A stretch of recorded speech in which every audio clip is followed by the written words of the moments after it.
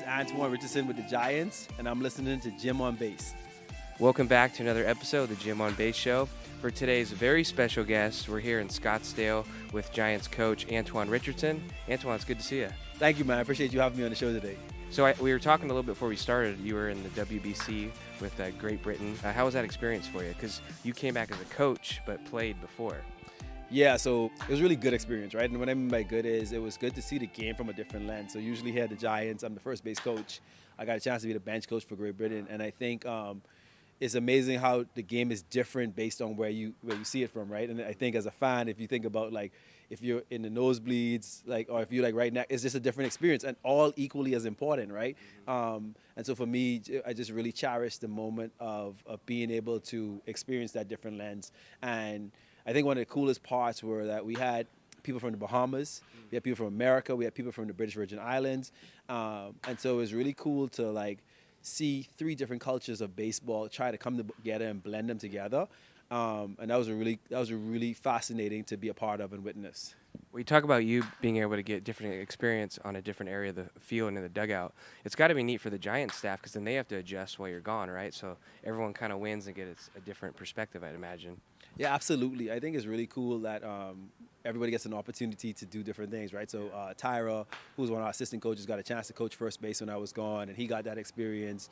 And we've seen Cap all the time give other people opportunities to do different roles, and so it just creates some diversity in our skill set and the way we view the game, which I think hopefully makes us better coaches and able to impact the game in a way that's gonna get us some more wins down the road at some point. Well, you mentioned people were from different areas on the team. You're from the Bahamas, right? So where exactly are you from over there? So I'm from Nassau, Bahamas, and so I don't know if anybody's familiar with the Don't Blink Home Run Derby that you kind of see every around the holiday Christmas time. They hit balls into the ocean, and it's kind of been a big deal over the last couple of years. And so that's the island I'm from. When I mention Atlantis, people are like, oh, I know that place. But yeah, I'm from Nassau, Bahamas. Do you ever see my favorite musician is Lenny Kravitz? Do you ever see him over there? I haven't run into Lenny, but I do know he frequents one of our family islands. So one of the small islands is called Eleuthera. Yep. I heard he frequents there, and so and he's got some Bahamian heritage. Yeah, there's a song named after Eleuthera, so I thought that was funny. Oh, cool. I didn't know that. So now I have to go check it out for sure. Songs, yeah. Okay. I remember hearing you mentioned, I think your grandma, she was like an activist. What exactly did she do? Do you feel comfortable sharing a little bit about her? So my great-grandmother, so she was one of the leaders in making sure that women can vote in the Bahamas.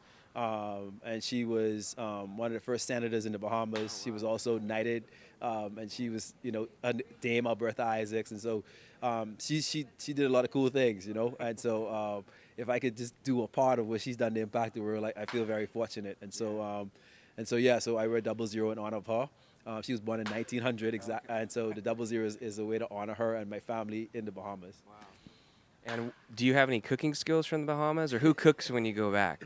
I like to think that I do the cooking and I can cook, but my family is pretty big and they like to love on each other, and so mom cooks a little, aunts cook a little, everybody chips in, man, and we just kind of love on each other when it comes to the cooking. What's your favorite food over there? If you had to take a player over there, what would you give him if you only had one choice? Well, I would just give them conch, right? And I would give them in all the different forms. I'll fry it, we'll eat it raw, we'll eat it in a salad, and I would just make sure they tried that. And then if they have a sweet tooth, we have this thing called guava duff. That's a dessert that I would make sure they have to have. Yeah. But if in an ideal world, I'd be able to give them a breakfast meal, a lunch meal, a dinner meal, and dessert. Okay. No, it's lunchtime now, so I'm like, man, that sounds good. Now, transitioning to baseball, your first hit was off of Clayton Kershaw, right? So do you still have it, or? My mother has it somewhere. I think she has it somewhere, but I gave it to her, and she told me to secure it somewhere. So I haven't seen it in a while, but I'm crossing my fingers and trusting that she has it secured somewhere. What do you do away from the game? When you want to decompress, do you watch TV? Are you more on the active side of things? What do you do?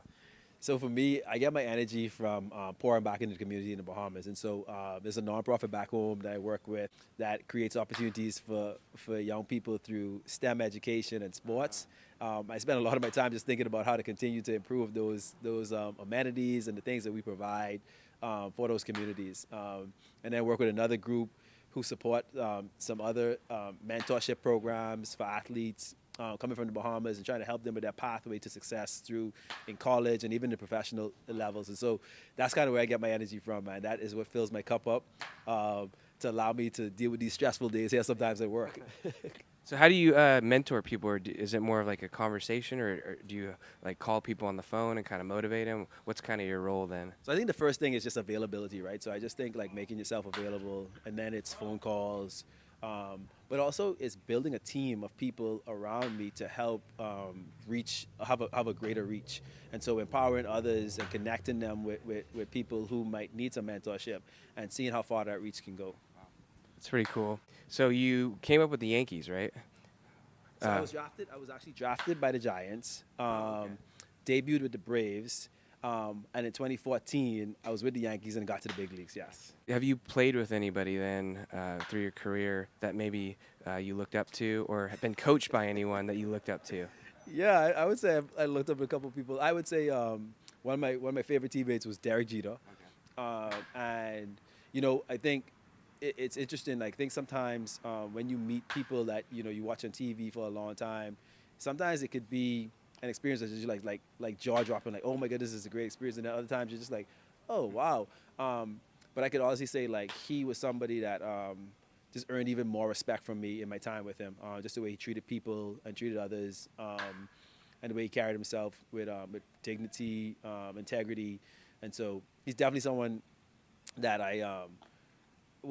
it made me feel the need to be even more humble, right, in terms of like the way I go about things. Because I was just blown away by his humility and integrity. Well, I know you came over to America when you were like 14, right? So when you see young guys maybe in similar situations, do you take them under your wing and kind of show them the way a little bit, or? I try to. I also try to give them space to be able to create their own path. Because I think sometimes I'm like the old guy now, you know what I mean? And guys want to find their way. But I think the important piece is just being a cushion, right? And being a support blanket, a safety net at some point. And so for me, it's kind of standing in the background and just making sure that they know that I'm available. And if they ever need anything, like I'll drop whatever is in front of me to make sure I'm there for them. Well, you've had such a great career so far. What kind of sticks out to you when you reflect? Do you ever reflect on a moment of something that made you proud or happy that you accomplished so far? Some of the cool things that stand out to me is like the WBC, right? Being able to coach and other Bahamians on that stage. I look back and reflect when I got a chance to play with other Bahamians on that stage. Those are the things that I'm like most proud about. And then just a lot of gratitude. Coming from the Bahamas, there's just like not a lot of people that have gotten an opportunity to play in the major leagues. I think we're now up to 8 that's ever played in the major leagues from the Bahamas. And I'm the first one to ever coach in the major leagues, right? And so definitely lots of gratitude for those opportunities. I just want to continue to maybe create pathways and inspire others from my little country, and introduce them to other pathways to success in this game. Well, since you are from the Bahamas, do you hit the waves? Do you surf at all, or? So no surfing for me. Usually the waves in the Bahamas don't get as crazy as out in California, but the water is calm, and so every opportunity I get to go in for a nice swim, I definitely take that opportunity. Well, Antoan, it was nice to chat with you, get to know you a little bit. Thanks for coming on the show, and we'll see you more this season. Thank you, man. I appreciate you having me.